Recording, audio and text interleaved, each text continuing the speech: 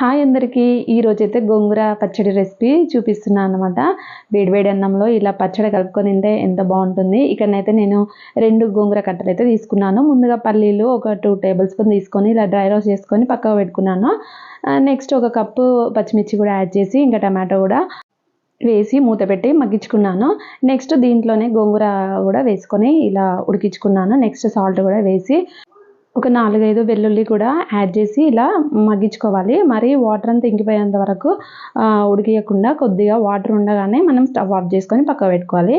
ముందుగా వేయించుకొని పక్కకు పెట్టుకున్న పల్లీలు కూడా మిక్సీ పట్టేసుకొని అందులోనే ఈ గోంగూర మిశ్రమాన్ని కూడా వేసేసి కొద్దిగా జీలకర్ర వేసి మిక్సీ పట్టేసుకోవాలి. మళ్ళీ అదే కడాయిలో కొద్దిగా ఆయిల్ వేసుకొని జీలకర్ర, ఆవాలు, ఎండుమిర్చి, కరివేపాకు, వెల్లుల్లి కూడా యాడ్ చేసుకొని వేగిన తర్వాత ముందుగా మిక్సీ పట్టుకున్న గోంగూర మిశ్రమాన్ని కూడా యాడ్ చేసి సన్నగా తరిమిన ఆనియన్స్ కూడా వేసుకోవాలి. అంతే, గోంగూర పచ్చడి రెడీ అయిపోయింది. మీరు కూడా తప్పకుండా ట్రై చేయండి. బాయ్.